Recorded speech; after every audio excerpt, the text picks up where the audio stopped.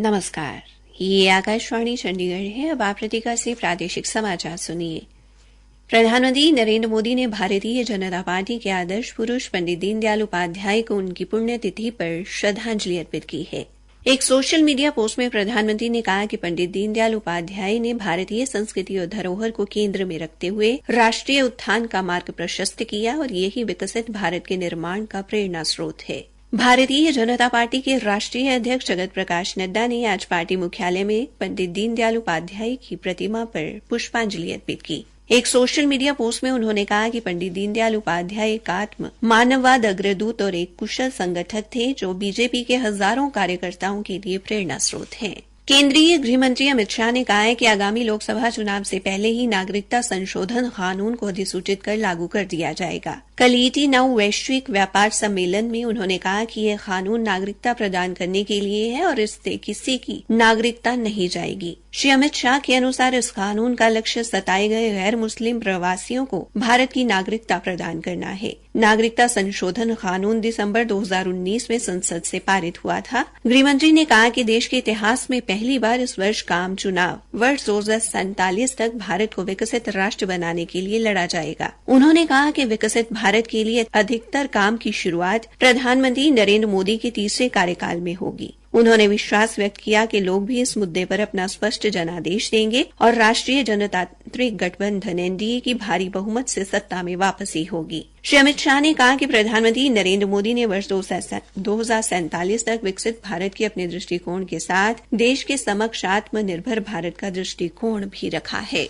हरियाणा सरकार ने प्रदेश के 7 जिलों अंबाला, कुरुक्षेत्र, कैथल, जींद, हिसार, फतेहाबाद और सिरसा में आज से मोबाइल इंटरनेट एवं सभी डोंगल सेवाएं निलंबित कर दी हैं। गृह विभाग के अतिरिक्त मुख्य सचिव TVSN प्रसाद द्वारा जारी आदेशों में सभी टेलीकॉम सेवा प्रदाताओं को इसे अमल में लाने की हिदायत दी गई है। आदेशानुसार सरकार ने किसानों के दिल्ली कूच के आह्वान के मद्देनजर सोशल मीडिया पर अफवाहों को फैलने से रोकने के लिए कदम उठाया है। आदेश में कहा गया है कि किसान आंदोलन के दौरान इन 7 जिलों में तनाव पैदा होने और सार्वजनिक व निजी संपत्ति को नुकसान पहुंचने की आशंका है। इसके अलावा सार्वजनिक सेवाओं में व्यवधान की भी संभावना है, इसलिए सुरक्षा के पर्याप्त प्रबंध किए जा रहे हैं। गृह विभाग ने स्पष्ट किया है कि बैंकिंग तथा मोबाइल रिचार्ज पर कोई प्रतिबंध नहीं होगा, जबकि बल्क SMS सेवाओं पर रोक रहेगी। ये आदेश आज सुबह 6 बजे से लागू हो गए हैं, जो परसों रात 1:59 तक प्रभावी रहेंगे।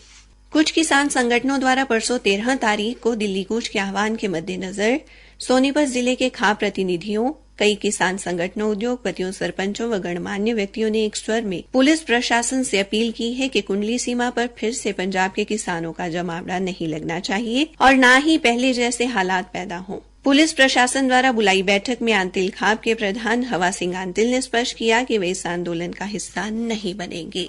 हैदराबाद में आज संपन्न हो रही 5वीं नेशनल मास्टर्स एथलेटिक्स चैंपियनशिप में जिला चरखी दादरी के गांव कादमा निवासी 160 वर्षीय एथलीट रामबाई ने 105 वर्ष से अधिक आयु वर्ग में डिस्कस थ्रो व शॉटपुट में 2 स्वर्ण पदक हासिल किए हैं। वहीं रामबाई की छोटी बेटी 65 वर्षीय संतरा देवी ने 1500 मीटर दौड़ में रजत पदक, शॉटपुट स्पर्धा में कांस्य पदक व 5 किलोमीटर पैदल चाल में रजत पदक हासिल किया है। उड़नपरी दादी के नाम से विख्यात रामबाई ने हाल ही में 6 व 7 फरवरी को राजस्थान के अलवर में आयोजित ओपन नेशनल एथलेटिक्स प्रतियोगिता में भी 100 मीटर दौड़, शॉटपुट व डिस्कस थ्रो में 3 स्वर्ण पदक हासिल किए हैं।